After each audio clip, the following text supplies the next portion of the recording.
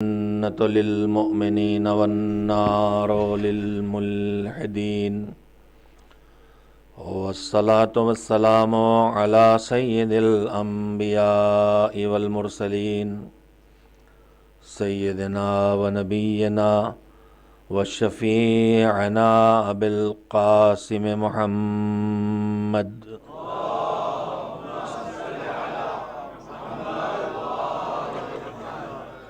وآله الطيبين الطاهرين المعصومين المظلومين واللعنة الدائمة الباقية على أعدائهم أجمعين من الآن إلى يوم الدين.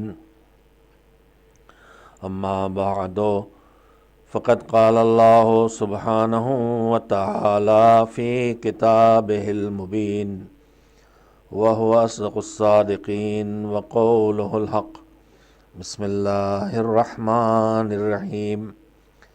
إنا أعطيناك الكوثر فصل لربك وانحر إن شانئك هو الأبتر.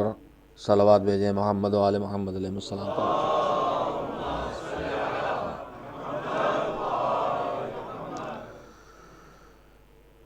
ہمارے چوتھے امام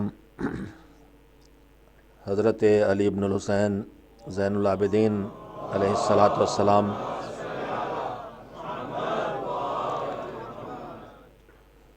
کی شہادت کی شب ہے 25 محرم 95 ہجری.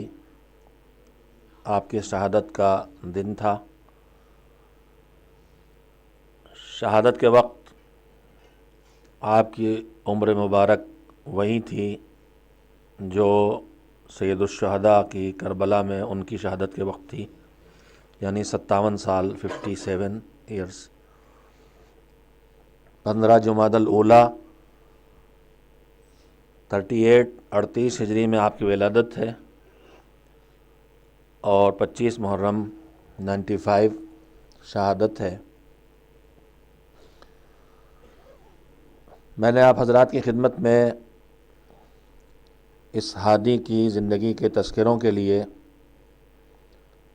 قرآن مجید کے ایک مکمل سورے کی تلاوت کی ہے، جو قرآن مجید کا سب سے چھوٹا سورہ ہے لفظوں کے اعتبار سے، لیکن اپنی تاریخ و تفسیر کے اعتبار سے پورے اسلام پر پھیلا ہوا ہے. سورہ سن کے اس سورے کو ہم نمازوں میں بھی پڑھتے ہیں. چھوٹا سا سورہ ہے، اکثر لوگ اس سورے کا مطلب بھی جانتے ہیں، اس کے معنی بھی جانتے ہیں. ہو سکتا ہے سورہ سن کے ذہن میں خیال پیدا ہوا ہو کہ امام کے تذکرے سے اس سورے کا کیا رشتہ ہے، اور اس سوال کا جواب بھی جو ہمارے بزرگ یہاں ہیں، جو مجلسیں بچپن سے سنتے آئے ہیں، اس سوال کا جواب بھی ان کے ذہن میں موجود ہوگا.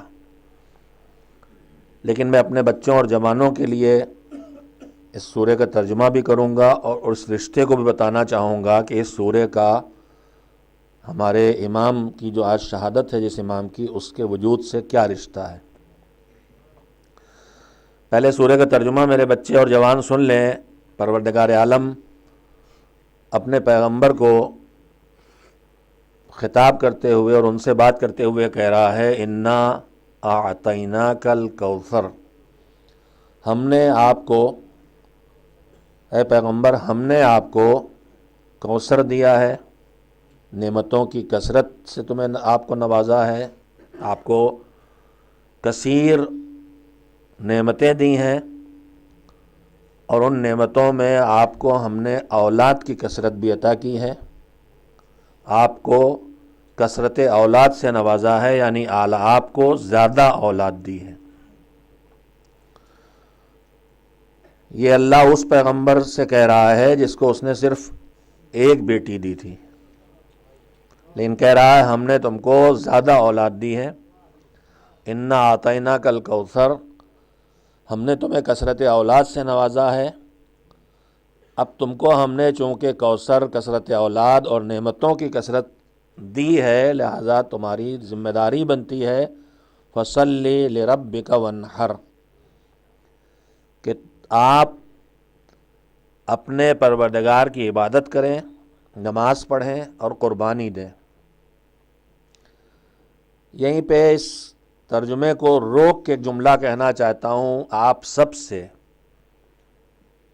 کہ اللہ پیغمبر سے کہہ رہا ہے کہ آپ عبادت کریں اور قربانی دیں۔ کیوں؟ اس لیے کہ آپ کو ہم نے یا کثرت اولاد یا ساری نعمتوں کی کثرت، جس میں کثرت اولاد شامل ہے، جس میں کوثر بھی شامل ہے، اس کو ہم نے دیا ہے۔ نعمتوں کے دینے کا تذکرہ کر کے، زیادہ نعمتیں دینے کا تذکرہ کر کے اللہ کہہ رہا ہے کہ اب آپ پر خصوصی ذمہ داری بھی آئی، آپ اللہ کی عبادت کریں اور قربانی دیں۔ ہم سب کو یہ پیغام دیا جا رہا ہے کہ جس کو اللہ سے جتنی زیادہ نعمت ملے اس کی اتنی ذمہ داری بڑھ جاتی ہے۔ اے پیغمبر، ہم نے آپ کو کثرت اولاد سے نوازا ہے، لہذا آپ نماز پڑھیں اور قربانی دیں۔ اور اس کے بعد اللہ پہلی خبر تو یہ دے رہا ہے کہ ہم نے تمہیں کثرت اولاد سے نوازا ہے، اور اس کے بعد کیا کہہ رہا ہے؟ ان شانئک ھو الابتر، آپ کا دشمن، بے شک آپ کا دشمن ہی وہ ہے کہ جس کی نسل ختم ہو جانے والی ہے، جس کا سلسلہ مٹ جانے والا ہے۔ آج جس کے تذکرے کے لیے ہم یہاں پر آئے ہیں، اس کی ذات گرامی سے اس سورے کا کیا رشتہ ہے، یہ میرے نوجوان بھی اس سے واقف ہو جائیں، اور جس سے یہ بھی پتہ چل جائے گا کہ اللہ کا رسول جو کہہ رہا تھا جاتے وقت کہ میں تمہارے پاس دو برابر کی قیمتی چیزیں چھوڑ کے جا رہا ہوں، دونوں قیمتی ہیں، اور ان کی صفتوں میں ایک صفت یہ ہے کہ دونوں ایک دوسرے سے الگ ہونے والے نہیں ہیں۔ پیغمبر سے اس ارشاد کا یہاں بھی ایک ثبوت سامنے آ جائے گا۔ اس سورے کا ترجمہ سننے کے بعد ہم سب کے دماغ میں پہلی بات تو یہ آنا چاہیے اور آئی ہوگی، اور ہم سب یہ جانتے ہیں کہ یہ سورہ قرآن کا نہ پہلا سورہ ہے جو پیغمبر پہ نازل ہوا ہے، اور نہ پہلی آیت ہے جو پیغمبر پہ آئی ہے۔ پیغمبر پہ جو پہلی آیت اور پہلا سورہ آیا ہے وہ ہم سب کو معلوم ہے، پورا عالم اسلام جانتا ہے کہ وہ سورہ اقرا ہے۔ بسم اللہ الرحمن الرحیم، اقرا بسم ربک الذی خلق، خلق الانسان من علق، یہ پہلی آیت ہے جو پیغمبر پہ آئی کہ آپ پڑھیے، اپنے اس رب، اس پالنے والے کے نام سے پڑھیے جس نے خلق کیا ہے، جو بھی خلق ہوا ہے سب اسی نے خلق کیا ہے، اسی نے پیدا کیا ہے، اور اسی نے انسان کو بھی پیدا کیا ہے، جمے ہوئے خون کے لوتھڑے سے پیدا کیا، اور پھر آیتیں ہیں اس کے بعد کی۔ تو پہلا سورہ سورہ اقرا ہے، یہ تو طے ہے یہ پہلا سورہ نہیں ہے۔ پھر یہ سورہ کب نازل ہوا ہے، جو سورے نازل ہوئے ان کی ترتیب میں یہ کون سی اس کی ترتیب ہے، یہ سب علماء تفسیر نے لکھا ہے۔ مجھے اس بحث کو اس وقت آپ کے سامنے نہیں پیش کرنا ہے، میں آپ کے ذہنوں کو متوجہ کرنا چاہتا ہوں کہ قرآن مجید میں جو کچھ نازل ہوا ہے، چاہے آیتیں آئی ہوں چاہے سورے آئے ہوں، ان آیتوں اور سوروں کے نازل ہونے کا ایک پس منظر ہے کہ کون سے حالات ہوئے، کون سا معاملہ سامنے آیا، کون سا سوال کیا گیا، کون سا واقعہ ہوا، اس کے سوال کے جواب میں آیت آتی ہے، کبھی واقعے کے حالات کے پیش نظر آیت آتی ہے، کبھی ماحول کے پیش نظر آیت آتی ہے۔ مثلاً پنجتن پاک چادر میں جمع ہوئے تو آیت تھیر آئی، راہ خدا میں روزے رکھ کے پورے کنبے نے پانی سے افطار کر کے کھانا فقیروں کو بانٹ دیا تو سورہ انسان آیا۔ تو سارا قرآن جو نازل ہوا ہے وہ کسی نہ کسی پس منظر میں اس کے نازل ہوا ہے، یعنی نازل ہونے کے، اس کو قرآن کی تفسیر کی بحث میں کہتے ہیں اسباب نزول، کہ جو آیتیں نازل ہوئی ہیں تو یہ ان کے نازل ہونے کی وجہ کیا تھی۔ کہیں کوئی سوال ہے، کہیں کوئی کافروں کی شرارت ہے، کہیں مسلمانوں کی کوئی حماقت ہے، کہیں محمد و آل محمد کے فضائل کا کوئی واقعہ ہے، بہرحال کوئی نہ کوئی سبب ہے جس کی وجہ سے سورہ نازل ہوا ہے۔ تو سورہ کوثر کا کہ نازل ہونے کا سبب کیا ہے، یہ سبب سارے مفسرین نے لکھا ہے۔ وہ سبب کیا ہے؟ سبب جو آپ کے سامنے ہے، جو آپ مجلسوں میں سنتے رہے، مجھے صرف یاد دلانا ایک نتیجے تک ذہنوں کو پہنچانے کے لیے، کہ جب پیغمبر نے اسلام کو پیش کیا اور حضور نے اسلام کو پیش کیا اور پیش کر کے لوگوں تک پیغام دین پہنچانا شروع کیا، تو جو کفار تھے ان میں سے کچھ لوگ مقابلے میں کھڑے ہو گئے اور انہوں نے لوگوں کو دین قبول کرنے سے روکنا شروع کیا۔ وہ واقعات آپ کے سامنے ہیں، جناب یاسر کے ساتھ جو واقعہ گزرا جس میں وہ شہید ہوئے، جناب بلال کے ساتھ جو صورتحال ہوتی تھی کہ پتھر سینے پہ رکھ کے تپتی ہوئی ریت میں لٹا دیا جاتا تھا اور اس وقت پھر ان سے انکار کرایا جاتا تھا کہ اب انکار کرو اللہ کے وجود کا، اور وہ احد احد کہتے رہتے تھے۔ تو ظلم و ستم کر کے اسلام کو روکنے کی کوشش کی گئی، لیکن لوگ مسلمان ہوتے رہے۔ جب یہ تدبیر ناکام ہوئی تو کافروں نے راستہ بدلا، جو لوگ مسلمان ہو رہے تھے اور ان پر ظلم و ستم کے ساتھ ساتھ انہوں نے طریقہ بدلا کہ اب پیغمبر کو روکا جائے۔ پیغمبر کو روکنے کے لیے جتنے راستے ہو سکتے تھے وہ سب اپنائے، راستوں میں کانٹے بچھانا، کوڑا پھینکنا، پیغمبر مسجد الحرام میں گئے تو سجدے میں ہے تو ان کے اوپر گندگی اور غلاظت ڈال دینا، یہ ساری تاریخ آپ مجلسوں میں سنتے رہتے ہیں۔ جب ستا کے بھی پیغمبر کو نہ روک سکے، مسلمانوں کو تکلیف پہنچا کے نہ روک سکے، تو اب آخری راستہ ان کے پاس آیا، ڈرا کے نہ روک سکے، دھمکا کے نہ روک سکے، تو آخری راستہ یہ آیا کہ وہ جناب ابو طالب کے پاس آئے کہ ان سے کہو کہ اپنا کام بند کر دے۔ یہ سب آپ کے سنے ہوئے واقعات ہیں۔ ایک صلوات بھیجیں، تھوڑا اور ممبر سے نزدیک تشریف لے آئیں، اس لیے کہ پیچھے سے حضرات تشریف لا رہے ہیں۔ ایک صلوات اور بھیج دیں محمد وآل محمد علیہ السلام پر۔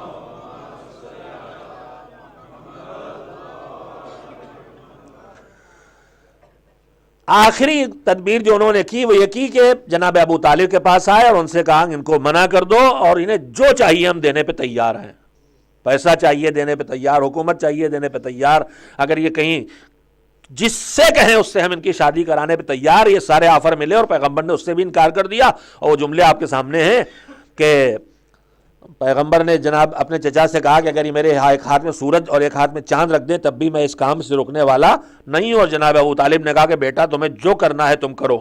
اب لوگ دلیلیں ڈھونڈتے پھرتے ہیں ایمان کی، جو اس طرح سے پیغمبر سے بات کرے اور جس کا عمل جو دیوار بن کے کافروں کے سامنے کھڑا ہو جائے، اب اندھے ہو کہ تمہیں ان کا ایمان نہیں دکھائی دے رہا، اس کے علاوہ کیا کہیں۔ خیر، تو پیغمبر کی تبلیغ آگے بڑھتی رہی۔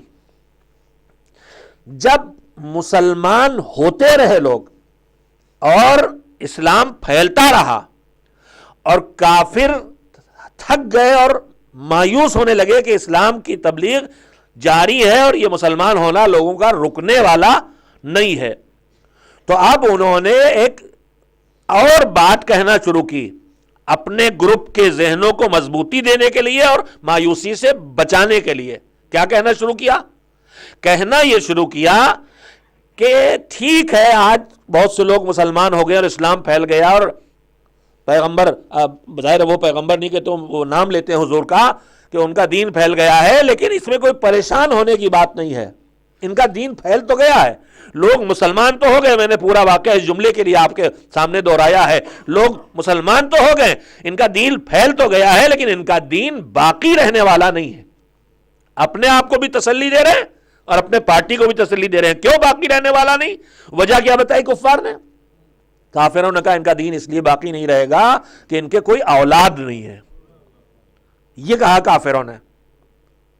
اس کا مطلب یہ ساری بات بعثت ولادت حضرت زہرا سے پہلے کی ہے۔ جناب زہرا کی ولادت ہوئی 5 ہجری میں، 5 بعثت میں، یعنی پیغمبر کی بعثت کے 5 سال بعد۔ اگر جناب زہرا پیدا ہو چکی ہوتی تو کافر یہ نہ کہتا، اس سے پہلے کی بات ہے۔ لیکن میرا سوال آپ سے یہ ہے کہ تبلیغ اسلام کے پہلے دن یہ سورہ آیا کیا؟ اور پہلے دن کافر یہ بات کہیں گے؟ نہیں، پہلے دن تو کوئی مسلمان ابھی ہوا نہیں۔ یہیں پہ ایک جملہ کہنا چاہتا ہوں، تبلیغ کے 3 مرحلے ہیں۔ قرآن مجید میں جو تبلیغ کا حکم دیا ہے اللہ نے، وَأَنذِرْ عَشِيرَتَكَ الْأَقْرَبِينَ، اپنے نزدیکی رشتہ داروں میں کو اب ڈراؤ۔ تو پیغمبر نے کس کو بلایا تھا؟ بنی ہاشم کو، بنی عبد المطلب کو بلایا تھا۔ عبد المطلب کا پورا کنبہ جمع ہوا تھا۔ یہاں پہ ہمارے بزرگ تھے خطیب اعظم مولانا غلام عسکری اعلی اللہ مقامہ، وہ کہتے تھے کہ ذوالعشیرہ میں مطلبی مجمع تھا، مطلبی مجمع نہیں تھا۔ بعد میں مطلبی لوگ آئے، لیکن ذوالعشیرہ میں مطلبی جمع تھے۔ پیغمبر نے وہاں تبلیغ کی، اور وہاں پہ مولانا کو انہوں نے، پیغمبر نے کہا کہ کون ہوگا جو اس امر میں ہماری مدد کرے گا؟ جو مدد کرے گا ہمارا وسیع وزیر ہوگا۔ پوری تفصیل آپ کے سامنے، اور مولا علی اٹھے اور پیغمبر نے ان کو پیش کر دیا، انہوں نے میری مدد کا وعدہ کیا، یہ میرے ولی ہیں، وسیع ہیں، وزیر ہیں، خلیفہ ہیں۔ یہ تبلیغ اسلام کا پہلا مرحلہ نہیں تھا۔ سارا عالم اسلام اس بات میں متفق ہے کہ اس سے پہلے پیغمبر نے 3 سال چھپ کے تبلیغ کی تھی، پھر اب کھول کے تبلیغ کی تو اپنے کنبے، فیملی اور خاندان میں، بنی عبد المطلب میں۔ پھر تیسرا مرحلہ تبلیغ کا آیا، فَاصْدَعْ بِمَا تُؤْمَرُ، اب سب تک یہ پیغام پہنچا دو جو تم کو ہم دے چکے ہیں۔ پھر پیغمبر گئے پہاڑی پر اور پورے مکے والوں کو جمع کیا اور پھر ان کو اسلام کا پیغام سنایا۔ تو پیغام اسلام کی تبلیغ کے 3 مرحلے ہیں۔ آخری مرحلہ ہے سارے دنیا میں تبلیغ، اس سے پہلے والا ہے کنبے، فیملی اور خاندان میں تبلیغ، گھرانے میں تبلیغ۔ تو اس سے پہلے جو ایک مرحلہ اور ہے وہ کیا ہے؟ وہ ہے اپنے گھر میں تبلیغ۔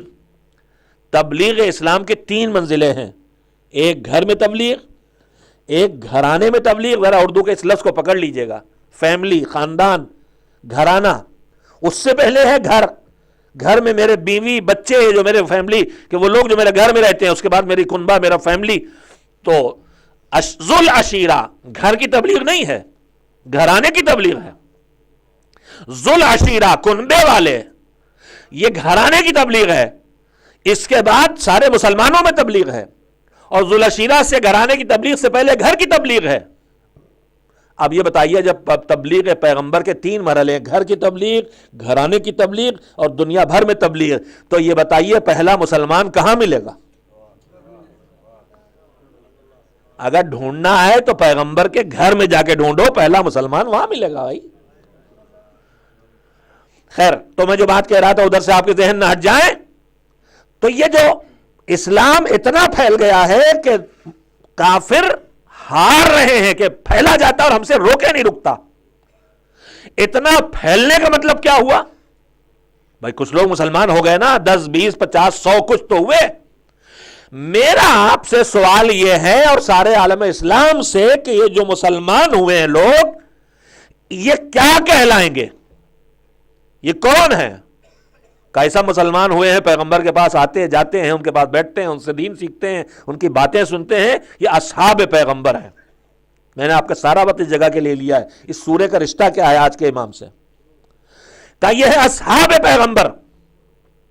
تو جتنے مسلمان ہو گئے سب ہیں اصحاب پیغمبر۔ کتنی ان کی تعداد ہے مجھے نہیں معلوم، لیکن اصحاب پیغمبر ہیں۔ تو اصحاب پیغمبر ہیں موجود، مگر دشمن دین کافر کیا کہہ رہا ہے کہ پریشان نہ ہو، گھبرانے کی کوئی بات نہیں، ان کا دین چلنے والا نہیں ہے، اس لیے کہ ان کے کوئی اولاد نہیں ہے۔ بات کہہ دی میں نے آپ سے عزیزو۔ ایک گواہی ہوتی ہے دوست کی، ایک گواہی ہوتی ہے دشمن کی۔ دوست کی گواہی سے زیادہ قیمتی گواہی ہوتی ہے دشمن کی۔ یہاں دشمن کہہ رہا ہے پریشان نہ ہونا چاہیے تمہیں، اس لیے کہ ان کا دین چلنے والا نہیں، ان کی کوئی اولاد نہیں۔ دشمن کے جملے کہہ رہے ہیں کہ وہ گواہی دے رہا ہے، اسے پتا ہے، وہ اقرار کر رہا ہے کہ دین پیغمبر اصحاب نبی سے چلنے والا نہیں ہے، اولاد نبی سے چلنے والا ہے۔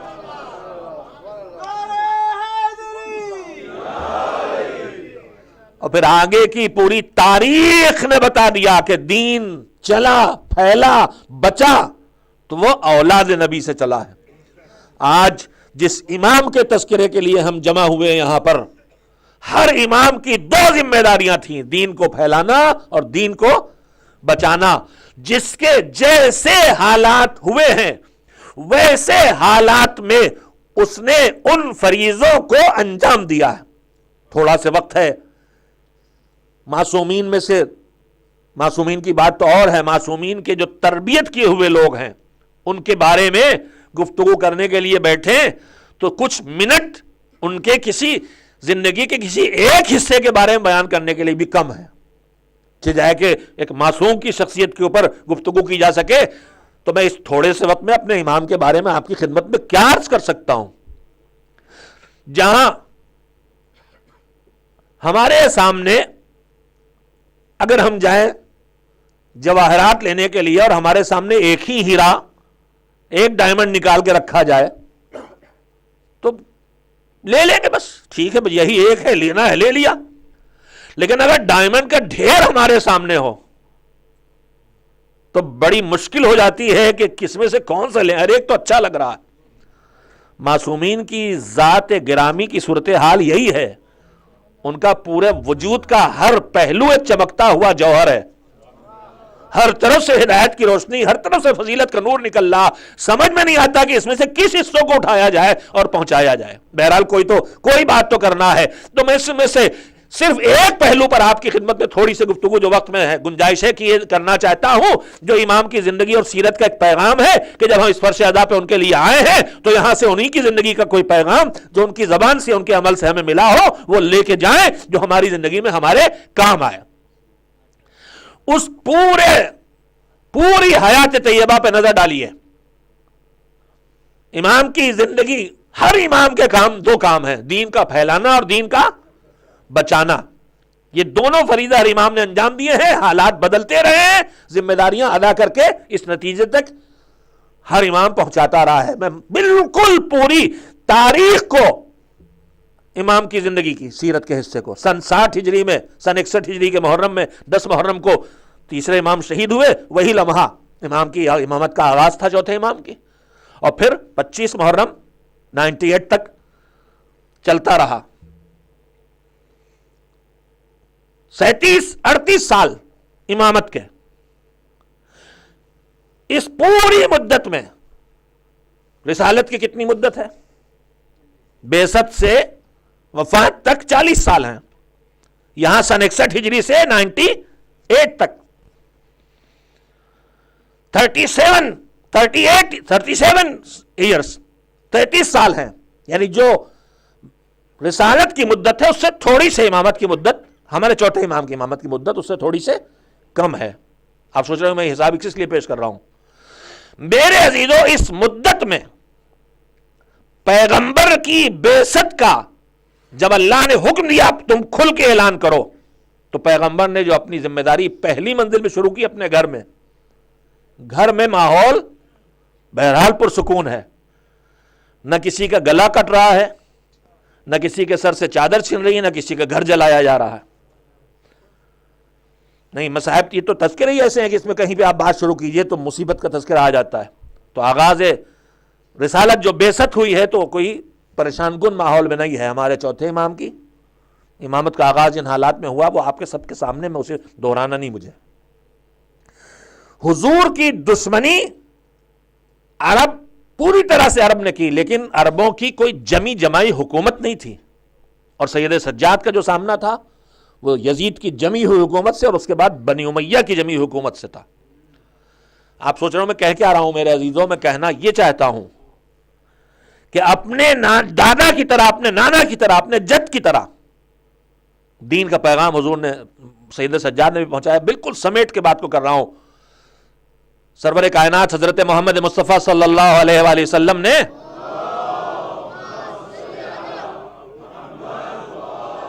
جن حالات میں دین کا کام شروع کیا تھا وہ آپ مجالس میں سنتے، کتابوں میں پڑھتے رہتے ہیں کہ کیا حال تھا. اپنے ہاتھ سے خدا کو بناتے تھے، بت بناتے تھے، خود ہی توڑ تاڑ کے کھا بھی لیتے تھے.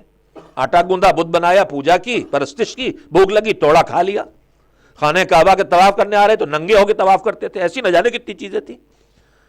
بت پرستی، توہم پرستی، شرک، جس کو قرآن مجید ان حالات کو جس میں پیغمبر نے کام شروع کیا ہے، ان حالات کو قرآن کن لفظوں میں بیان کرتا ہے.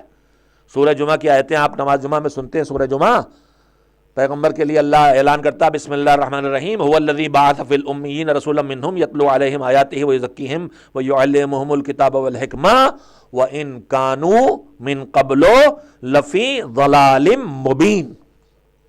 اللہ نے پیغمبر کو بھیجا، 3 ذمہ داریاں دی، پڑھو، سکھاؤ، پڑھاؤ۔ 3 ذمہ داریاں دی، پڑھو، سکھاؤ ان کو اور پڑھاؤ۔ ان کے درمیان جن کے درمیان بھیجا بھی ہے، جو آگے آنے والے، اس کے بعد پیغمبر جن لوگوں کے درمیان حضور نے تبلیغ کا کام شروع کیا ان کو قرآن، توجہ دے ذرا سے، پیغمبر نے جن لوگوں کے بیچ کام کو شروع کیا ان کی پوزیشن کیا تھی، ان کی صورتحال کیا تھی، اسے بیان کرتا قرآن لفظوں میں وَإِن كَانُوا مِن قَبْلُ لَفِي ضَلَالٍ مُبِينٍ، جبکہ وہ پہلے سے کھلی ہوئی گمراہی میں پڑے ہوئے تھے، کچھ ڈھکا چھپا نہیں تھا، ان کی گندگیاں کھلے عام تھیں۔ اس گندگی کو اس وقت کیا بیٹھ کے بتائیں؟ بدکار عورتوں کے گھروں پر جھنڈے لگے ہوتے تھے تاکہ دور سے دیکھا جا سکے کہ بدکاری کا یہ اڈا ہے۔ کھلے عام شراب پی جاتی تھی، ساری گندگیاں اور غلاظتیں سروں کو کاٹ کے مالا بنا کے گلوں میں پہنا جاتا تھا۔ کس نے کتنے انسانوں کی جان لی ہے، اس پر مقابلہ ہوتا تھا کہ کس نے کتنے انسانوں کے گلے کاٹے ہیں۔ وہی دہشت آج پھر دکھائی دے رہی ہے اسلام کے نام پہ، جو کھلی ہوئی گمراہی جسے اللہ کہہ رہا ہے گلے کاٹ کے مقابلہ ہو رہا ہے۔ کتنے گلے کاٹے؟ وہاں تو قبیلوں کی جنگ ہوا کرتی تھی، یہاں تو بنام اسلام وہ کام ہو رہا ہے۔ وہ ملعون جو اللہ کے بندوں کے، بے گناہ بندوں کے گلے کاٹ رہے ہیں، فٹ بال بنا کے کھیل لیں، اللہ ان کو نیست و نابود کرے، ان پہ لعنت کرے۔ کھلی ہوئی گمراہی تھی، اللہ کہہ رہا ہے کھلی ہوئی گمراہی سے پیغمبر نے کام شروع کیا، لیکن اپنے 40 سال کی تبلیغ میں پیغمبر نے اس کھلی گمراہی سے نکال کے اس قوم کو کہاں پہنچایا؟ پوری تاریخ سمیٹ کے آپ سے کہہ رہا ہوں، پیغمبر نے اس کھلی گمراہی سے نکال کے اس قوم کو کہاں پہنچایا؟ جب میدان غدیر میں آخری حج سے واپس ہوتے ہوئے روکا، پالان ستر کا منبر بنوایا، خطبہ دیا، علی کو اٹھایا، علی کو اٹھا کے بلند کیا، اتنا بلند کیا کہ خود پیچھے آ گئے، اور اس کے بعد آواز دی من کنت مولا ہو فہذا علی مولا، جس کا میں مولا اس کے یہ علی مولا۔ ایک بار تو کہہ دیجئے علی مولا۔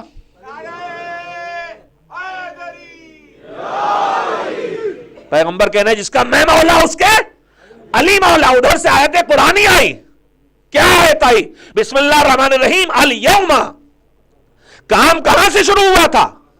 وَإِن كَانُوا مِن قَبْلُ لَفِي ضَلَالٍ مُبِينٍ، کھلی گمراہی میں تھے لوگ جہاں سے پیغمبر نے شروع کیا کام، کہاں پہنچایا پیغمبر نے؟ الیوم اکملت لکم دینکم واتممت علیکم نعمتی ورضیت لکم الاسلام دینا۔ چلا تھا کاروان کھلی گمراہی سے، پہنچا دیا پیغمبر نے وہاں جہاں اللہ کہہ رہا ہم تمہارے دین سے راضی ہو گئے۔ اگر یہ پیغمبر کی تبلیغ کے سفر کا نتیجہ ہے تو اب آئیے دیکھیے سید سجاد نے اپنی تبلیغ کہاں سے شروع کی اور کہاں پہنچایا۔ تاریخ کو سمیٹ کے آپ کی خدمت میں کہہ رہا ہوں، چوتھے امام جن حالات میں امامت کی ذمہ داری آپ نے سنبھالی ہے وہ آپ کے سامنے ہے، اور اس کے بعد ظلم پوری طرح سے ان کی آواز کو کچل رہا تھا، یہاں تک کہ جب یہ دربار یزید میں انہوں نے گفتگو کر کے ذرا سے اپنا تعارف کرانا چاہا تو اذان کہلوا کے ان کو روک دیا گیا کہ اپنا تعارف نہ کرا سکیں۔ جن حالات سے سید سجاد دوچار تھے آپ اس کو محسوس کر سکتے ہیں۔ انہی کے دادا مولا علی کی پوری ایک کتاب ہے، مجموعہ، کیا نام اس کا؟ نہج البلاغہ۔ یہ نہج البلاغہ کیا ہے؟ کہا اس میں علی کے خطبے ہیں، علی کے خطوط ہیں، علی کے جملے ہیں جو انہوں نے کہے تھے، اور بھی ہے مولا کی کتابوں، ارشادات کا مجموعہ، کتاب اور ہے جس سے ہم کم واقف ہیں، جو مولا علی کے صرف چھوٹے چھوٹے جملوں کا مجموعہ اور انتہائی قیمتی ہے، جیسے نہج البلاغہ ہے، درر الحکم و غرر الکلم کے نام سے، درر الحکم و غرر الکلم، جس کا ترجمہ یہ ہوتا ہے کہ حکمت کے موتی اور چمکتے ہوئے گفتگو کے ستارے۔ اس کا اردو ترجمہ بھی ہو چکا ہے پاکستان سے، پڑھنا چاہیے ہمارے جوانوں کی کتاب بھی۔ بہرحال تو خطبے کا مطلب کیا ہے؟ جمعے میں خطبہ ہوتا ہے، خطبہ آج کی ہماری آپ کی زبان میں لیکچر ہے۔ خطبے اور لیکچر کا مطلب کیا ہوتا ہے؟ بولنے والا بول رہا ہے اور سننے والے سن رہے ہیں، تو جب سننے والے ملیں گے تو خطبہ دیا جائے گا۔ مولا علی کی تاریخ بھی مظلومیت کی تاریخ ہے، لیکن اس کے باوجود ان کو سننے والے ملے تبھی تو انہوں نے خطبے دیے۔ مگر سید الساجدین کی تاریخ کون سی مظلومیت کی تاریخ ہے؟ ان کی گفتگو میں کہیں کوئی خطبہ ڈھونڈے نہیں ملتا سوائے ایک دربار یزید کے، یا ہو سکتا ہے ایک آدھ جگہ اور ہو، میں دعویٰ نہیں کر سکتا اتنا، لیکن ان کے ارشادات کا کوئی مجموعہ ایسا جو خطبوں کا مجموعہ نہیں دکھائی دیتا۔ مگر علی کے پوتے نے جگہ تلاش کر لی، کہا ہمیں بات ہی تو کرنا ہے، پیغام ہی تو پہنچانا، اگر سننے والے انسان ہمیں نہیں ہے تو ہمارا سننے والا خدا تو ہے۔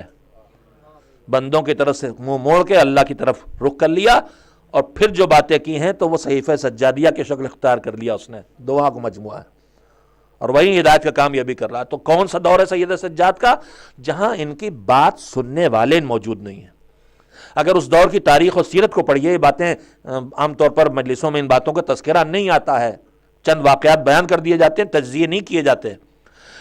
اس میں یہ تحریر ملے گی کہ حکومت کے دباؤ میں، خوف میں، کنفیوژن میں، ہر امام کی شہادت کے بعد تمام ائمہ کی سیرت و تاریخ پر نظر ڈالے، ایک سچائی یہ بھی دیکھنے کو ملتی ہے کہ تقریباً ہر امام کی شہادت کے بعد جو ان کا وارث اور جانشین امام ہے، پوری طاقت حکومت لگا دیتی تھی کہ لوگ اس تک نہ پہنچنے پائیں۔ کچھ حکومت کوشش کرتی تھی، کچھ لالچی لوگ جو پچھلی نسل میں پچھلے امام کے ساتھ ہوتے ظاہراً، اور ان کے پاس مال امام ہوتا تھا، وہ واپس نہ کرنا پڑے اگلے امام کو، نہ دینا پڑے، اس لیے وہ بھی امامت اگلے امام کی امامت سے انکار کر دیتے تھے۔ ہر جگہ امام کو جھٹلانے والے پیدا ہوتے رہیں اور فرقے بنتے رہیں۔ روایات یہ کہتی ہیں کہ چوتھے امام نے جب ذمہ داری لی ہے امامت کی اور مدینہ منورہ واپس آئے ہیں، تو ایک زمانہ وہ تھا جب زمین پر صرف 5 لوگ تھے جو امامت کا اقرار کرنے والے تھے۔ بنی ہاشم اور ان کی فیملی اور کنبے کی بات نہیں، اس سے باہر کی بات ہے۔ صرف 5 لوگ تھے بنی ہاشم سے، ان کے خاندان سے باہر کے جو لوگ ہیں۔ ابو خالد کابلی ان میں سب سے مشہور نام ہے، اور اس کے بعد 4 نام جو اس وقت میرے دماغ میں نہیں، آج میں روایت کو نوٹ بک میرے ساتھ نہیں تھی، میں دیکھ نہیں سکا، روایت نہیں کر سکا۔ 5 نام بھی لکھے ہوئے ہیں کہ بس یہ لوگ تھے ان کے خاندان سے باہر کہ جو امامت کے قائل رہ گئے تھے، بس 5 لوگ بچے تھے۔ یہ دور اتنا برا دور امام کو ملا، مگر سید سجاد کی 37-38 سال کی تبلیغی زندگی کا نتیجہ بھی آپ نے سنا ہے۔ ان کے بعد کون امام ہوا؟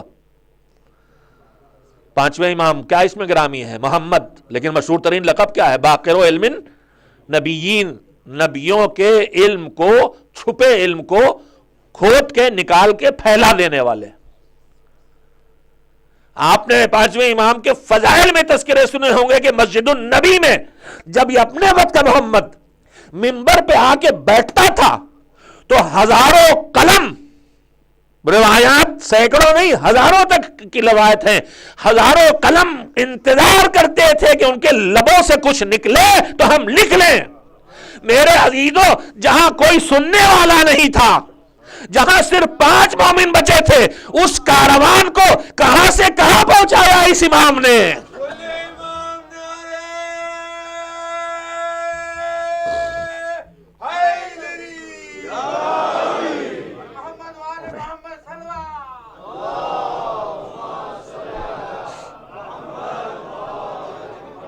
یہ کارنامہ ہے میرے امام کے کارناموں میں سے، ماشاءاللہ۔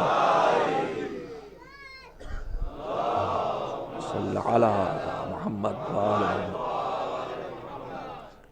ان کے کارناموں میں سے ایک کارنامہ ہے جو ذمہ داری اسے کس منزل سے کہاں سے پایا ہے اور کہاں تک پہنچایا ہے۔ اب اس کے بعد جو تھوڑا سا حصہ وقت میں بچا ہے، اس میں جلدی سے میں کم ان کی زندگی سے ایک پیغام آپ کی خدمت میں، ان کے ارشادات میں سے ایک پیغام، اور چیزیں بھی تھیں میرے دماغ میں جو آپ تک دہرانا تھیں۔ ظاہر ہے کہ کوئی نئی چیز لے کے نہیں آ سکتا ہوں، نئی چیز لانے کا مطلب یہ ہے کوئی اس لائق نہیں کہ پیش کی جائے، اس لائق بھی نہیں کہ سنی جائے۔ یہ نئے کی تلاش چھوڑ دیجئے، ہدایت کے معاملے میں نئے کے جستجو نہ کیجئے گا۔ سورج صدیوں پرانا، کتنا پرانا ہمیں معلوم نہیں ہے، لیکن نور اسی سورج سے لیجئے گا تو راستہ ملتا رہے گا۔ لہذا کچھ جگہیں وہاں ہیں جہاں پرانا ہی ٹھیک ہوتا ہے، اور ہدایت کے معاملے میں نیا کچھ نہیں ٹھیک ہوتا۔ یہ نئے کے چکر میں نہ جانے اس ممبر سے کتنا کچھ وہ جا رہا ہے جو وہاں سے آیا ہی نہیں ہے۔ اگر آپ کی طرف سے نئے کا دباؤ بند ہو جائے تو ممبر سے بہت کچھ انشاءاللہ خود بخود سدھر جائے گا، یا نئے کی ناقدری آپ شروع کر دیں۔ وہ پرانی مسئلہ ہے، اولڈ از، کم سے کم ان جگہوں پر ہدایت کے معاملے میں قرآن وہ پرانا، رسول وہ پرانے. لیکن یہ اور بات ہے کہ اسی قرآن کو جو 14 صدیوں پہلے کا ہے، رسول کہتے ہیں کہ وہ جب اسے تم کھولو گے تو اس میں سے تم کو نئی خوشبو ملے گی. جملہ ہی ان کا یہ کبھی پرانا نہیں ہوتا. تو جسے ہم پرانا کہہ رہے ہیں وہ خالی اس لیے کہہ رہے ہیں 1400 سال پہلے نازل ہوا، ورنہ چاہے وہ اللہ کی کتاب ہو چاہے سیرت اہل بیت ہو، یہ ہر دور کے لیے اللہ نے بھیجا ہے. تو جب ان کی سیرت ہر دور کے لیے ہے تو ہمیں کیا ضرورت ہے کہ ہم ان کو 14 صدیوں پہلا کا مان کے آج کے مسائل میں پریشان ہوتے پھریں کہ تو پرانے ہو گئے. وہ پرانے ہیں بھی اور پرانے نئی بھی ہیں. ہر جگہ نئے کی تلاش نہیں ہونا چاہیے. تو میں ان باتوں میں سے صرف ایک چھوٹی سی گفتگو آپ کی خدمت میں کرنا چاہتا ہوں اپنے مولا کے ارشاد کی روشنی میں. دیکھیے سب ماشاء اللہ سے یہاں وہ حضرات تشریف فرمائیں جن کا دین سے رشتہ ہے، جڑا ہوا ہے.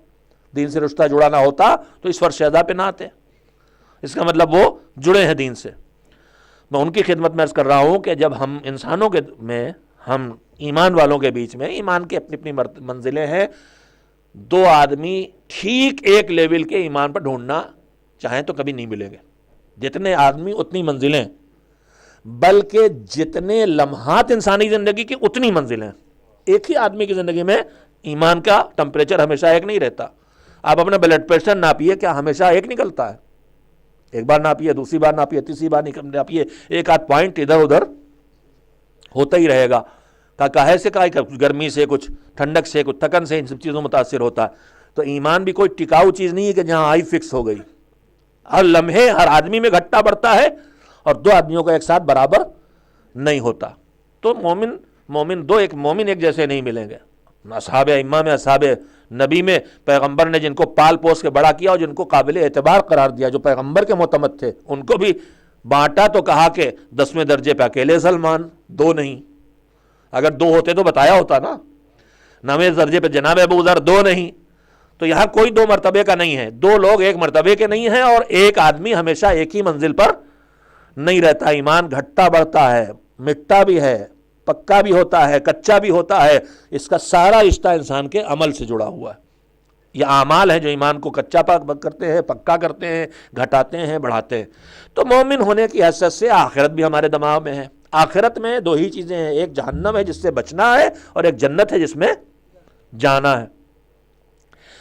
اس میں جب ہمارے اندر جذبہ پیدا ہوتا ہے، مجلسیں سن کے، تقریریں سن کے، کتابیں پڑھ کے، مجلس میں آ کے جذبہ ایمانی بڑھتا ہے تو آدمی کو فکر پیدا ہوتی ہے کہ بھائی کچھ سدھرا جائے. تو سدھار کا جب خیال پیدا ہوتا ہے تو ہم زیادہ تر متوجہ ہوتے ہیں زندگی میں نیکیوں کی طرف، کہ اپنے آپ کو کچھ نیکیوں سے اور نزدیک لے آئے. کچھ نیکیاں جو اب تک چھوٹی ہیں، اب نہ چھوٹی، نماز قضا ہو رہی ہے پڑھ لی جائے، حج اب تک نہیں کیا چلیں حج کرائیں.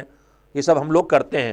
عام طور پر ہم جب دین اور ایمان کا شوق دل میں بڑھتا ہے تو بھی ہم نیکیاں کرنے کی طرف زیادہ متوجہ ہو جاتے ہیں. دو کام ہیں جو ہمیں ایک ساتھ کرنا ہے. ایک کام ہے نیکیاں اور اچھے کاموں کو کرنا اور بڑھانا، اور ایک کام ہے اپنے آپ کو برائی سے اور گناہ سے بچانا. ہم متوجہ بھی ہوتے ہیں تو نیکیاں کرنے کی طرف متوجہ ہو جاتے ہیں، لیکن گناہ سے بچنے اور برائی سے بچنے کی طرف ہماری اتنی توجہ نہیں ہوتی. جبکہ یہ معاملہ کچھ کم اہم نہیں بلکہ تھوڑا شاید نیکیاں کرنے سے زیادہ اہم ہے. ایک دعا ہم آپ قنوت میں پڑھتے ہیں جو قرآن مجید کی آیت ہے. پروردگار عالم نے انسانوں کو دنیا اور آخرت کے معاملات میں تقسیم کر کے ان کی قسمیں بتائی ہیں. قرآن مجید کی آیت ہے سورہ بقرہ کی، جس میں سے ایک حصہ ہمارے قنوت کی دعا ہے. بسم اللہ الرحمن الرحیم. فمن الناس من یقول ربنا آتنا فی الدنیا حسنہ وما لہ فی الآخرۃ من خلاق. دو زندگی کے حصے، ایک دنیا اور ایک آخرت. اس دنیا اور آخرت کے بارے میں انسانوں کی عقل سے سوچیں تو 4 قسمیں بن سکتی ہیں. وہ 4 قسمیں کون سی بن سکتی ہیں؟ وہ آدمی جو دنیا اور آخرت دونوں کا خیال رکھ کے زندگی بسر کرے، دنیا کو بھی ٹھیک ٹھاک رکھے اور آخرت کو بھی آباد رکھے. ایک اس کا اپوزٹ، جسے نہ دنیا کی فکر نہ آخرت کی فکر، لاؤبالی ٹائپ کے ہوتے ہیں لوگ. ایسے بھی ہوتے ہیں دنیا میں بھی کچھ ٹھیک نہیں کہ بھائی آخرت بگاڑ ہے تو دنیا ہی بنا رہے ہو. نہیں، انہیں کچھ پتہ ہی نہیں. دنیا بھی برباد، آخرت بھی برباد. دوسری قسم یہ ہوتی ہے. تیسری قسم کہ دنیا میں لگ گئے اور آخرت کو بھول گئے. چوتھی قسم کہ آخرت کے چکر میں اتنا لگے کہ دنیا کو چھوڑ بیٹھے، بھی بچوں کی فکر نہیں، گھر کی فکر نہیں، کاروبار فکر نہیں، بس نماز روزہ دعا. اب یہ 4 قسمیں بنتی ہیں. قرآن مجید میں اللہ نے ان میں سے 2 کا بیان کیا ہے. دو کو چھوئا ہی نہیں، ٹچ ہی نہیں کیا۔ وہ دو کون سی ہیں؟ فمن الناس من یقول ربنا آتنا فی الدنیا حسنہ وما لہ فی الآخرۃ من خلاق۔ انسانوں میں کچھ انسان ایسے ہیں جو، اب یہ جو قرآن کہہ رہا ہے یہ اپنی ان کی بات کو بیان کر رہا، ان کے عمل کو بیان کر رہا، ان کی زبان سے نہیں نکلی یہ باتیں۔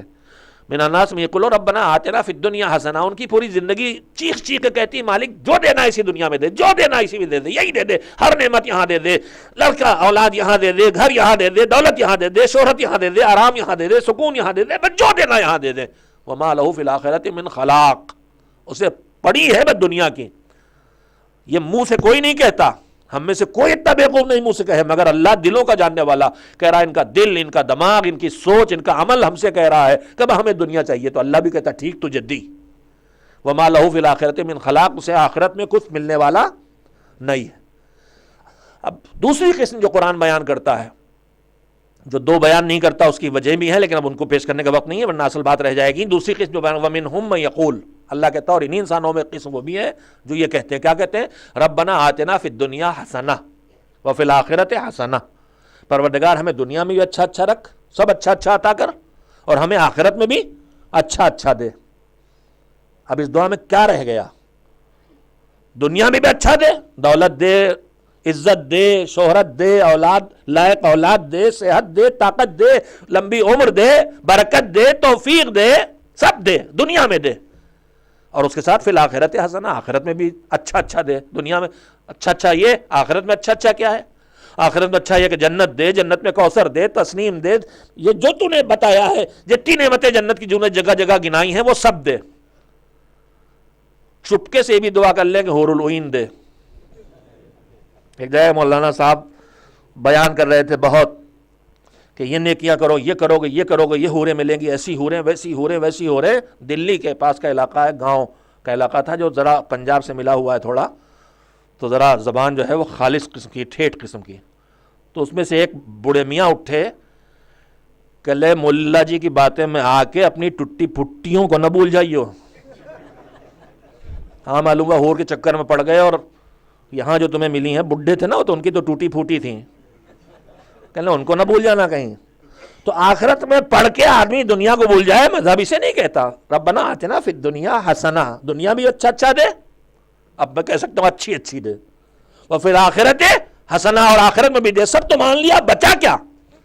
لیکن قرآن کہتا وقنا عذاب النار، دنیا میں اچھا دے، آخرت میں بھی اچھا دے، مگر خالی اچھا دے کی دعا نہیں کرواتا، کہتا ایک طرف مانگو اچھا دے، اور دوسری طرف مانگو وقنا عذاب النار، آخرت کے عذاب سے بھی ہمیں بچا۔ اس کا مطلب آخرت کی تیاری میں خالی جنت جانے کی تیاری نہیں کرنا ہے، جہنم سے بچنے کی تیاری بھی کرنا ہے۔ چاہے اچھا لگا ہو چاہے اچھا نہ لگا ہو، صلوات بھیج کے اب طاقت تو پیدا کرتے رہیے ماحول میں۔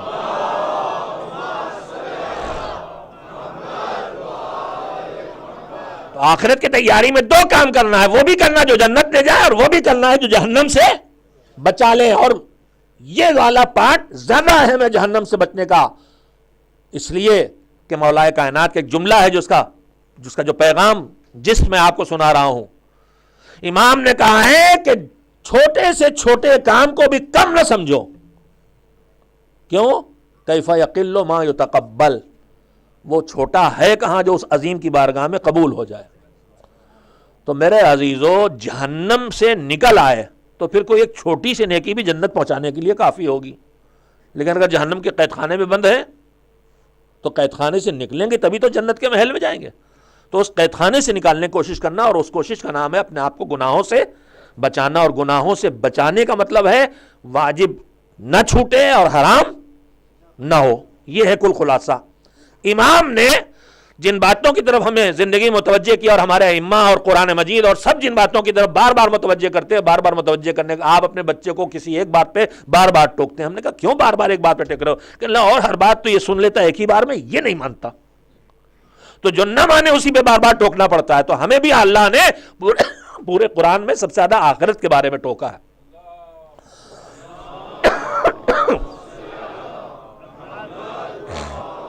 اور اس میں بھی جہنم کا خوف زیادہ دلایا۔ بس امام نے اسی مسئلے کی طرف ہم کو متوجہ کیا، جلدی سے سن لیں۔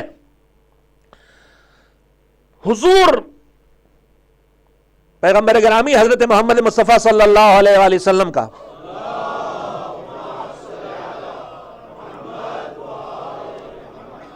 لائے ہوئے پیغام میں یہ جو اہم ترین پیغام ہے، دنیا بھی ٹھیک رکھو اور آخرت کو بھی بناؤ، اسی مسئلے میں زیادہ توجہ جو دینا ہے وہ اپنے آپ کو جہنم سے بچانے پہ دینا ہے۔ امام نے اس سلسلے میں جو ارشاد فرمایا ہے، امام کہتے ہیں کہ ہم آپ سب کمپلین کرتے ہیں دنیا میں جن مشکلات کا ہمیں سامنا ہے، ہر ایک کو اس زندگی میں کچھ نہ کچھ سامنا ہے۔ ہمارے بزرگ تھے مولانا سید غلام عسکری اللہ مقامہ، وہ بہت سی باتیں معصومین کے ارشادات کی روشنی میں ڈھونڈ کے آج کی زبان میں کہتے تھے، اسی میں سے ان کا ایک جملہ یہ تھا، اور سچ ہے بالکل، کہ دنیا اس جگہ کا نام ہے جہاں نہ خالص آرام کبھی ملنے والا ہے اور نہ خالص تکلیف کبھی ملنے والی، یہاں ملا جلا رہے گا، کچھ آرام کچھ تکلیف، کچھ راحت کچھ مصیبت۔ دنیا میں نہ خالص آرام ملنے والا نہ خالص تکلیف، لیکن آخرت اس جگہ کا نام ہے جہاں یا خالص آرام ہے یا خالص تکلیف ہے، وہاں ملا جلا نہیں ہے۔ خالص تکلیف ہے تو جہنم ہے اور خالص آرام ہے تو جنت ہے، بیچ میں کچھ نہیں ہے۔ وہ دنیا میں ہے کہ یہاں نہ خالص آرام نہ خالص تکلیف، کچھ آرام کچھ تکلیف، کچھ راحت کچھ مصیبت۔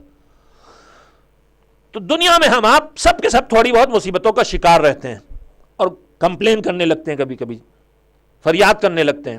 امام نے ہمیں متوجہ کیا کہ تم جن چیزوں کو اپنی زندگی میں مصیبت سمجھتے ہو، ہم تمہیں کچھ اور مشکلات بتا رہے ہیں، اور مصیبتوں کا سامنا تو تمہیں کبھی کبھی ہوتا ہے۔ آدمی بیمار ہوا کبھی ہوگا، تنگ دستی کا شکار ہوا کبھی ہوگا، لڑکا بگڑ گیا کبھی ہوگا، نہ سب کی زندگی میں ہوتا ہے اور نہ ہر زندگی میں ہمیشہ ہوتا ہے، لیکن امام کہہ رہے ہیں تم میں سے ہر ایک ہر روز 3 مشکلوں کا شکار ہوتا ہے۔ بس جتنی دیر مجھے اس کے بیان کرنے میں لگے اس کے بعد مصائب، 3 مشکلات کا سامنا آدمی کرتا ہے۔ فرمایا جب صبح سے شام ہوتی تو آدمی 3 مشکلات کا سامنا کرتا ہے، اور اگر ان مشکلوں میں سے ایک مشکل کا اسے احساس ہو جائے تو پھر اس کے لیے زندگی کی ہر مشکل اس کے سامنے آسان لگے گی، چاہے کوئی مصیبت بڑی سے بڑی ہو۔ ان 3 مشکلوں میں سے ایک مشکل سامنے آ جائے تو ہر مصیبت اس کو زندگی میں آسان لگے گی۔ تو امام سے پوچھا گیا وہ کون سی مشکلیں؟ تو امام نے فرمایا کہ صبح سے شام جب تم کرتے ہو تو اس صبح سے شام کرنے کا مطلب یہ ہوتا ہے ہمیں نہیں پتا ہم کتنے دن جینے کے لیے یہاں آئے ہیں، ہمیں نہیں معلوم 60 سال رہیں گے کہ 70 سال رہیں گے کہ 80 سال رہیں گے کہ 100 سال رہیں گے، نہیں پتا۔ لیکن امام کہتے ہیں اللہ کو تو پتا ہے نا، ہمیں نہیں پتا، لیکن آپ کو نہیں پتا، اللہ کو معلوم ہے، اسے معلوم ہم کتنے دن کتنے سال کتنے مہینے کتنے ہفتے کتنے دن کتنے گھنٹے کتنے منٹ کتنے سیکنڈ رہیں گے یہاں، اس کو پتا ہے، اسی نے تو معین کیا ہمارے لیے۔ تو لیکن ہمیں یہ پتا ہے کہ ہمارا ایک معین وقت ہے اس زندگی میں، اس سے نہ کم ہم رہیں گے اور نہ اس سے زیادہ رہیں گے۔ ایک دن جو صبح سے شام کر رہے ہیں تو امام فرماتے ہیں یہ ایک دن نہیں تم نے کیا، تم نے ایک مصیبت تمہارے اوپر آئی جس کا تمہیں احساس نہیں ہوتا۔ تو پوچھا گیا وہ کون سی مصیبت؟ کہا تم نے زندگی کا ایک دن صبح سے شام کی ہے، یہ صبح سے شام نہیں کی ہے تم نے، بلکہ تمہاری زندگی کا ایک دن کم ہو گیا ہے، جو تم کل زندگی لے کے آئے تھے اس پہ زندگی کا ایک دن کم ہو گیا ہے۔ میں ایک فقرہ کبھی کبھی جب یہ روایت پڑھتا ہوں ضرور پڑھ دیتا ہوں کہ ہم کتنے بیوقوفی کے کام کرنے لگے ہیں۔ ان میں سے ایک بیوقوفی کا کام یہ ہے کہ جب برتھ ڈے آتی ہے تو چراغ جلا کے پھوکے مار کے بجھاتے ہیں اور پھر تالیاں پیٹتے ہیں۔ میری سمجھ میں نہیں آتا کہ خوش ہو رہے ہیں کہ رنجیدہ ہو رہے ہیں۔ تالیاں پیٹنے کا مطلب خوش ہو رہے ہیں، میری زندگی کے اتنے سال کم ہو گئے، واہ واہ سب لوگ خوش ہو جاؤ، میں بھی خوش ہوں، میری زندگی چھوٹی ہوتی جا رہی۔ بھائی دن بڑھنے کا مطلب ہے زندگی چھوٹی ہوتی چلی جا رہی، تو بیٹھ کے سر پکڑ کے بیٹھنا چاہیے۔ اچھا اگر 70 سال لائے تھے تو اب 10 ہی سال رہ گئے، اب 20 ہی سال رہ گئے، رونا چاہیے بیٹھ کے، یا پھر اپنا تماشا بتاتے ہیں اس لیے تالی پیٹتے ہیں۔ اور یہ روشنی کر کے اندھیرا کیوں کرتے وہ بھی سمجھ نہیں آتا۔ شاید یہی بتانا چاہتے ہیں کہ میری زندگی جتنا آگے بڑھ رہی ہے اندھیرا زندگی کا بڑھ رہا ہے، روشنی ورنہ اندھیرے کو روشنی بدل دیتے ہیں، روشنی کو اندھیرے سے بدلنے کیا مطلب؟ خیر مجھے نہیں پتا کہ رسم و رواج کہاں سے آتے ہیں۔ میں ان سے ضرور کہنا چاہتا ہوں جو مذہب کے ہر معاملے میں پوچھتے ہیں یہاں ریزن کیا ہے، ان سے ضرور پوچھنا چاہتا ہوں کہ اس حماقت کا ریزن پہلے آپ مجھے بتائیے، تب میں مذہب کے کاموں کا ریزن بتاؤں گا۔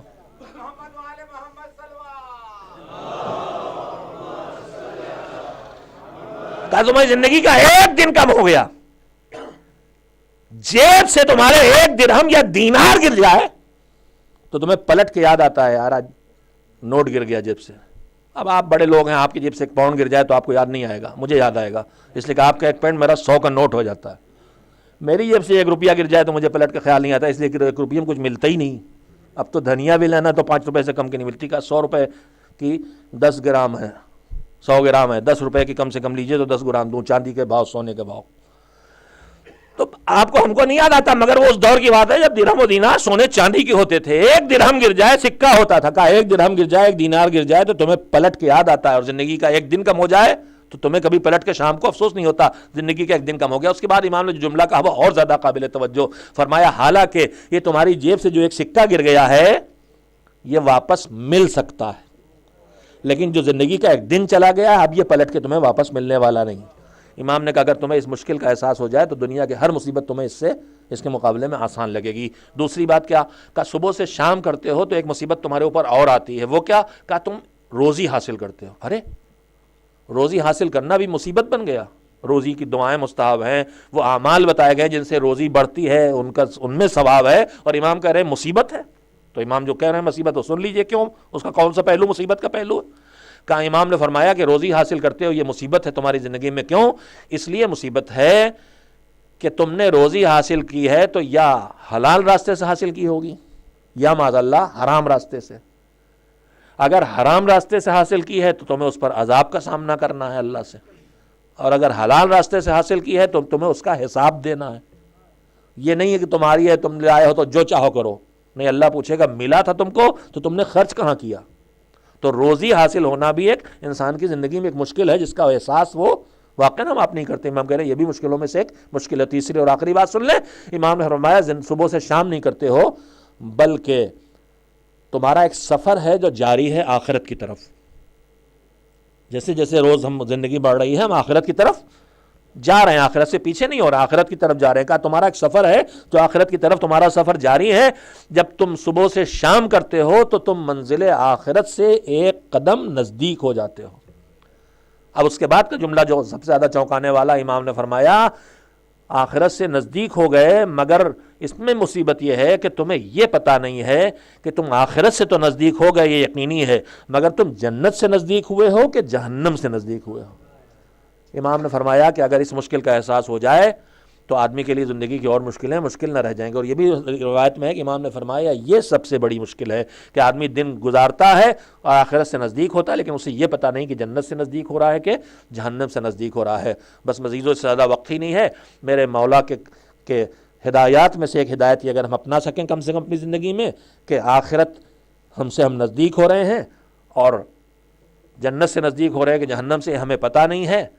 لہذا ہماری کوشش یہ ہونا چاہیے کہ نیکیاں زندگی میں بڑھتی رہیں تاکہ ہم جنت تک پہنچنے کے لائق ہو جائیں، اور گناہوں سے اپنے آپ کو بچاتے رہیں تاکہ اپنے آپ کو جہنم سے نکال سکیں. کربلا والوں نے جو عظیم قربانی پیش کی، جس کی قربانی کا ایک حصہ شہدائے کربلا نے مدینے میں کربلا کے میدان میں ادا کیا، اور قربانی کا وہ دوسرا حصہ تھا کہ جو اسیران اہل حرم نے کربلا کے میدان سے لے کے کوفہ و شام کے بازاروں اور درباروں تک اس فریضے کو انجام دیا، اور سب کا ایک مقصد تھا آنے والے انسانوں کو جہنم سے نکالنا اور جنت تک پہنچانا. میدان کربلا میں شہادت کا شرف حاصل کرنا بھی ایک بہت بڑا کارنامہ تھا. بھوک اور پیاس کے باوجود میدان جنگ میں جانا اور لڑنا. ہم آپ روزہ رکھتے ہیں، خالی ایک دن کا روزہ 18-19 گھنٹے کا ہو جاتا ہے تو ہمارے ہاتھ پیروں میں طاقت نہیں رہ جاتی. سوچئے 4 دن کی بھوک اور پیاس، 3 دن کی نہیں ہے. 7 محرم سے کی صبح سے حسین کے خیمے میں وہ پیاس ہے کہ اصغر بھی پیاسے ہیں. 3 دن کے پیاس نہیں ہے یہ. 3 دن تو پورے ہو چکے ہیں، چوتھا دن چل رہا ہے. اب چوتھے دن جو جتنی جلدی شہید ہوگا اس کی پیاس اتنی جلدی بجھ جائے گی، اور جو جتنی دیر تک باقی رہے گا وہ اتنی دیر تک پیاسا رہے گا. صبح عاشور جو شہید ہو گئے ان کی پیاس جلدی بجھ گئی، لیکن جو شام تک زندہ رہے، جس میں آخری شخصیت اصغر کی ہے اور اصغر کے بعد حسین ہے، لہذا سب سے پیاسی شخصیت کربلا کی جو ہے اس کا نام ہے حسین. شہدائے کربلا میں حسین سب سے زیادہ پیاسے ہیں، لیکن ان سے پیاسی شخصیات وہ ہیں جو ہیں اسیران اہل حرم. شہادت حسینی پر حسین کی پیاس بجھ گئی ہے مگر سکینہ اب بھی پیاسی ہیں، محمد باقر اب بھی پیاسے ہیں، زینب کبریٰ اب بھی پیاسے ہیں، سید سجاد اب بھی پیاسے ہیں، انہیں پانی ملا ہے لیکن کب ملا ہے؟ جب خیمے جل چکے، جب گھر لٹ چکے، جب سروں سے چادریں چھن چکی، جب لاشیں پامال ہو چکے، جب شام غریبہ کا سورج ڈوب چکا، جب اندھیرا پھیل گیا، تب انہیں پانی ملا ہے۔ تب تک یہ سب کے سب پیاسے تھے۔ انہوں نے قربانی کے اس حصے میں اقدام کیا ہے کہ جو زیادہ دشوار مرحلہ تھا۔ سید سجاد، ابھی آپ نے نوحے میں تذکروں کو سنا ہے، کربلا کے میدان میں جو قربانیاں دی گئیں، گود کے پالے گود میں ذبح ہوئے، گود کے پالوں کی لاشیں اٹھانا پڑیں۔ سید سجاد نے میدان کربلا میں منظر دیکھے ہیں، کون کون سے منظر دیکھے ہیں؟ جلتے ہوئے خیموں کو دیکھا ہے، پھپھیوں کے سروں سے چھنتی ہوئی چادروں کو دیکھا ہے، پھپھیوں اور بہنوں کے پشت پہ پڑتے ہوئے تازیانوں کو دیکھا ہے، ننھی سی بہن کے کان سے چھنتے ہوئے گوشوارے دیکھے ہیں، بہتے ہوئے خون کو دیکھا ہے، ننھی سی بہن کے رخسار پر لگتے ہوئے تماچوں کے نشان دیکھے ہیں۔ پھر اس کے بعد اس حسین کے اس لخت جگر نے کربلا کے میدان میں اپنے باپ کی لاش کو پامال ہوتے ہوئے دیکھا ہے۔ 11 محرم کو بکھری ہوئی لاشوں کو کربلا کے میدان میں دھوپ میں بیرو گورا کفن پڑا ہوا دیکھا ہے۔ 11 محرم کی شام کو اپنے بابا کی کچلی ہوئی لاش کی اس عالم میں زیارت کی ہے کہ ایک مٹھی خاک بھی نہیں ڈال سکتے۔ ان ساری مصیبتوں کے گواہ ہیں سید سجاد۔ لیکن جب ان سے پوچھا گیا کبھی کہ مصیبتیں کہاں پڑی تو کربلا کے لخت جگر، کربلا کے میدان کی مصیبتوں کا تذکرہ نہیں کیا۔ یاد کیا تو کس منزل کو یاد کیا؟ پوچھتے ہو کہ سب سے زیادہ مصیبت کہاں پڑی تو سنو، حسین کے اس لخت جگر پہ سب سے بڑی مصیبت پڑی ہے تو وہ شام تھا، شام کا بازار تھا، جہاں حسین کی بیٹیاں، حسین سید سجاد کی پھوپھیاں اور ماں کنیزوں کی طرح پھرائی جا رہی تھی اور ان کے سروں پہ چادریں نہیں تھیں۔ اجرکم اللہ، یہ تھی وہ مصیبت جسے مصیبت کے طور پہ سب سے پہلے تذکرہ کرتے تھے۔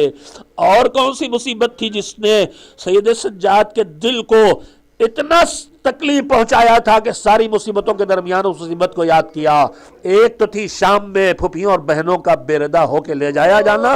دوسری مصیبت کون تھی؟ دوسری مصیبت جس پہ سید سجاد گریا کرتے تھے وہ کون سی مصیبت تھی؟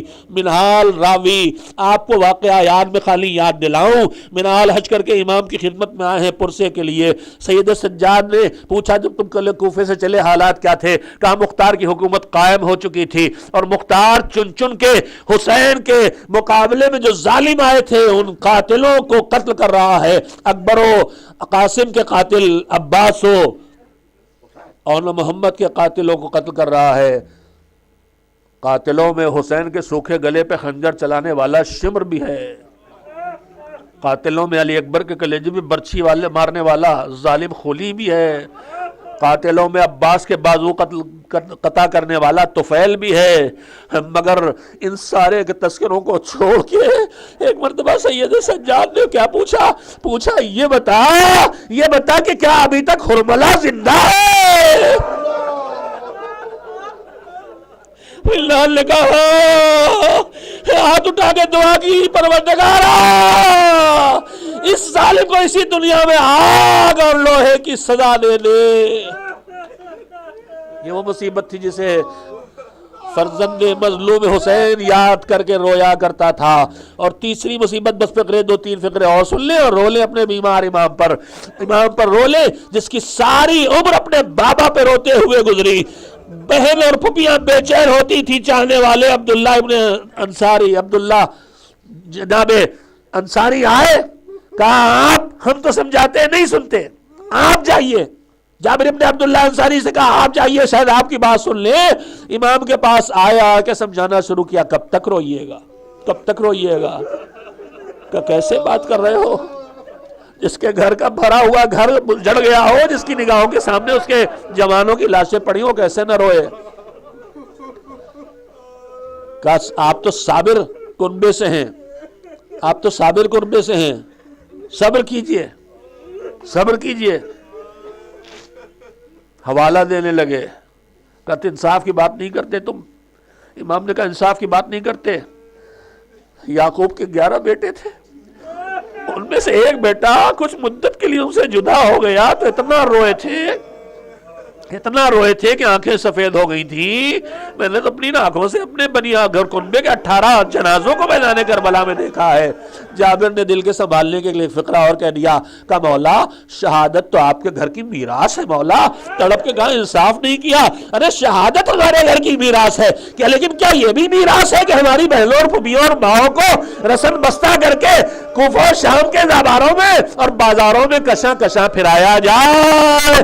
हाँ सैयद सज्जाद रोते थे अपने बाबा को, कैसे रोते थे, कैसे रोते थे। अरे गुजरे उधर से जिधर जिधर जानवर ज़बह किए जाते हैं, देख लिया कोई जानवर को ज़बह करने के लिए ले जा रहा, तड़प के पूछते थे कहां ले जा रहे हो, कहा ज़बह करने, कहा इसे पानी पिला लिया कि नहीं, कहा आका हम किसी जानवर को भूखा प्यासा ज़बह नहीं करते। सर को पीट के आवाज दी, अरे दुनिया में जानवर भी ज़बह किए जाए तो पानी पिला लिया जाए। मेरा बाप करबला के मैदान में 4 दिन का भूखा प्यासा शहीद कर दिया गया। सारी जिंदगी अपने बाबा पे रोते रहे। उम्र गुजर गई मातम हुसैन में, हुसैन पगिरिया में। हजारों आज उसी हुसैन के फर्जन की शहादत की तारीख है, जो अपने बाप के लाश को कांधा नहीं दे सका था, जिसे बेचैन देख के पुपी ने कहा था बेटा ये आलम क्या है, कहा था पुपी अम्मा जवान बेटा है मगर बाबा की मुट्ठी खाक पर, लाश पर एक मुट्ठी खाक नहीं डाल सकता।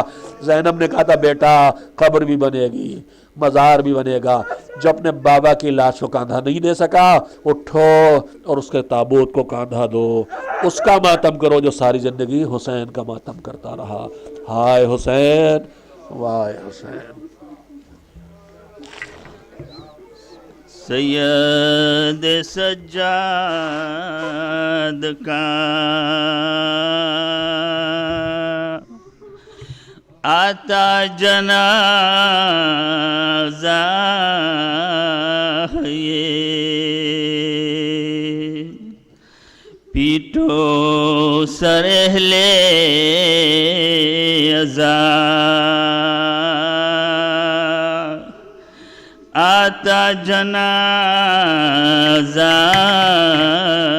ये फौज मलक साथ है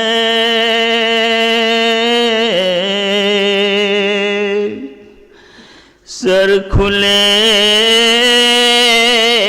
जिब्रील है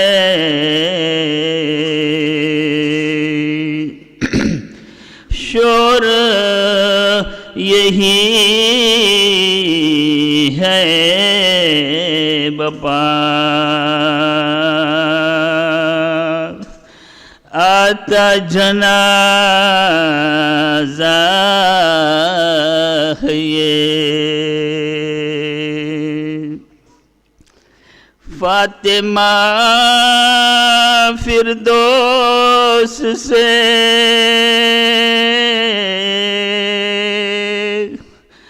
निकली है सर पीटती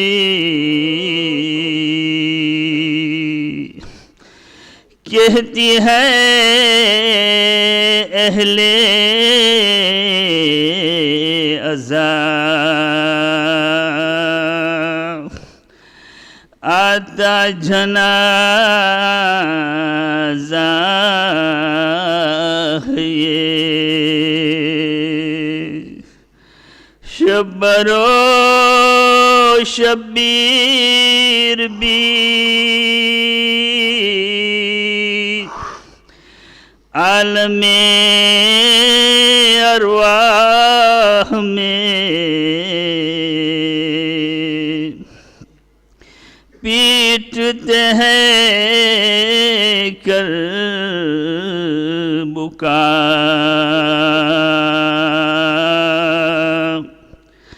आता जनाजा ये बलवाए आम में है جو پھرے در بدر اس سید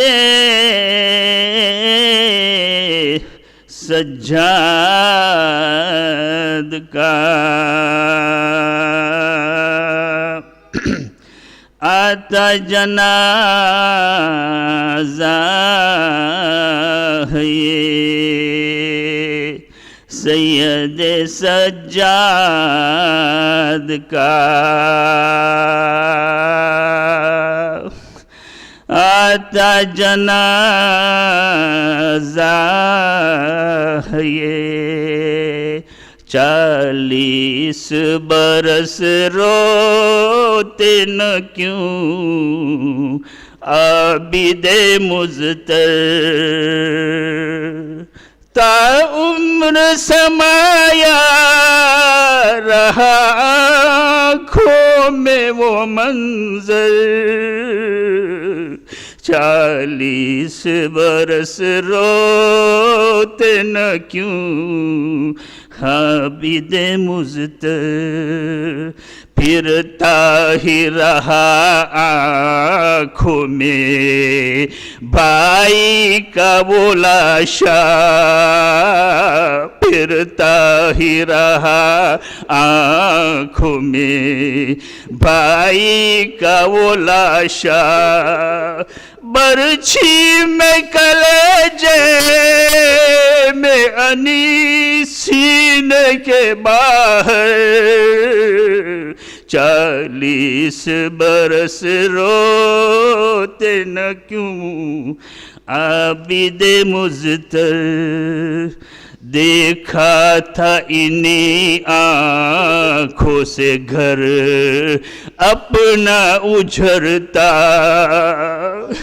دیکھا تھا انہی آنکھوں سے گھر اپنا اجھرتا بے گور و کفن لاش شہیدوں کے زمین پر 40 برس روتے نہ کیوں عابد مضطر